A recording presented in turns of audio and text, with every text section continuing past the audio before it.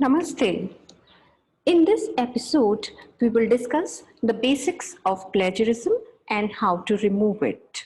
Plagiarism is presenting someone else's ideas or work as your own with or without their consent by incorporating it into your work without full acknowledgement. All published and unpublished material, whether in manuscript, printed, or electronic form, is covered under this definition. Plagiarism may be intentional or unintentional. Under the regulations of examinations, intentional plagiarism is a disciplinary offense. In this episode, we will discuss the types of plagiarism and how to remove it.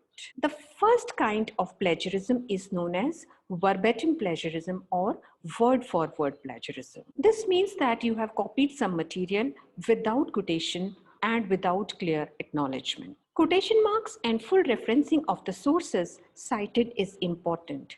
It must be always clear to the reader which part are your own independent work and where you have drawn on someone else's ideas and language. For example, if you have copied this paragraph from somewhere, you should give proper quotations for that, and afterwards, after giving proper quotations and numbering, you should give proper weightage to it in the referencing part. Like this was the place from where that paragraph was taken, then it will not come into plagiarism. Next type of plagiarism is copy and paste, which is very popular. Copy and paste plagiarism is from the internet without clear acknowledgement.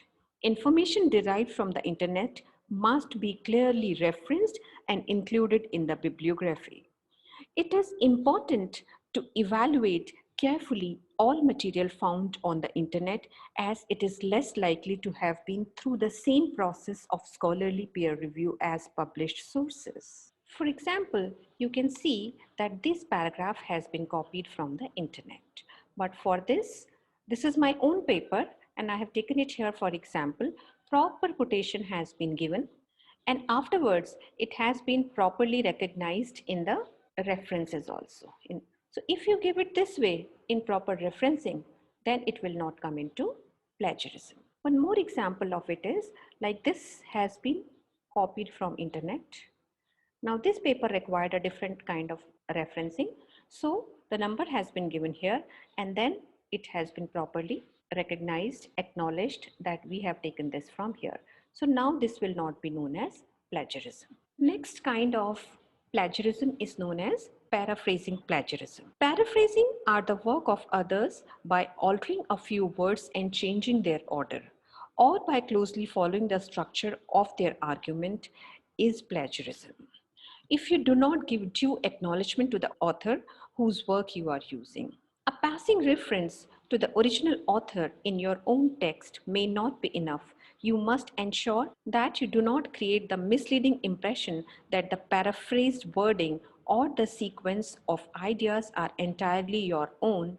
It is better to write a brief summary of the author's overall argument in your own words and citing the author to make sure you give full credit to them and also avoiding plagiarizing. Like for example, this is my paper in which I have taken this idea from a paper, then I have paraphrased it into my own words, but still I have to give proper acknowledgement to the author from where I have taken the idea, then paraphrased it.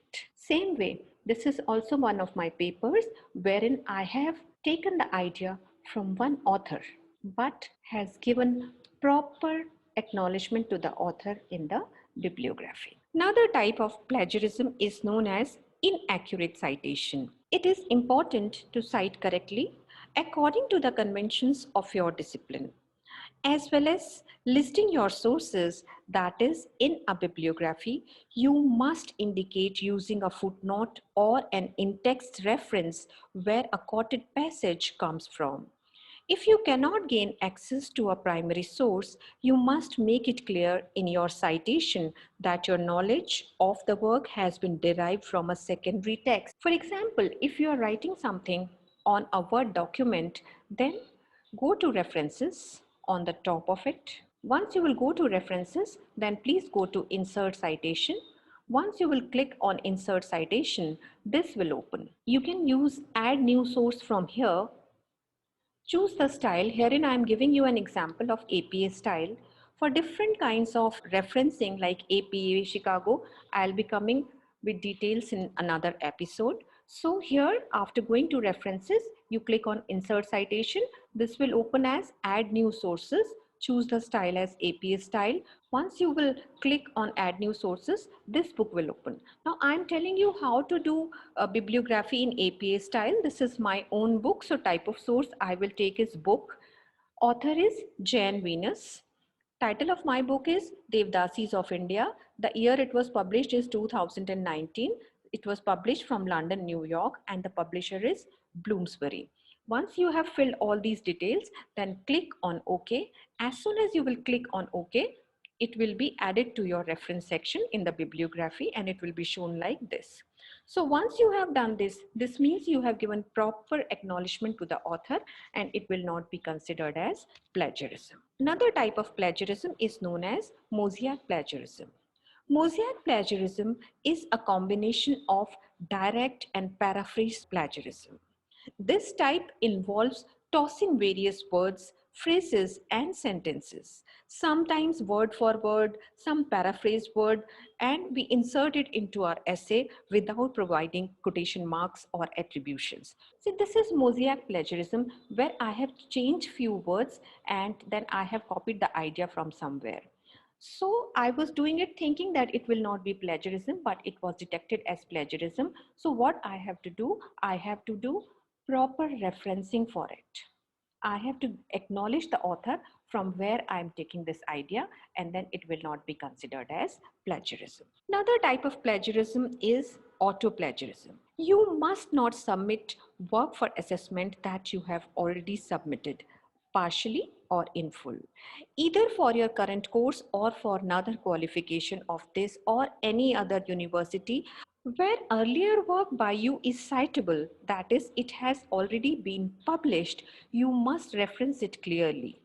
Identical pieces of work submitted concurrently will also be considered to be auto-plagiarism. Now we shall also discuss what is considered plagiarism for using images, videos and music.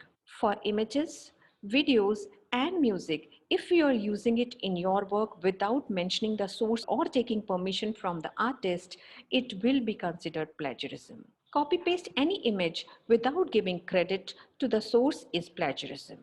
Using any part of the video, creating any painting or image, or even illegal distribution of any content that has copyright is also considered as plagiarism. So friends, in this episode, I have tried to explain what are the kinds of plagiarism and how you can escape from it and how you can remove plagiarism from your research work. If you want to know how to remove plagiarism, how to paraphrase, how to do referencing in various styles, how to choose right journals, please leave it in the comment box so that I can come back with it.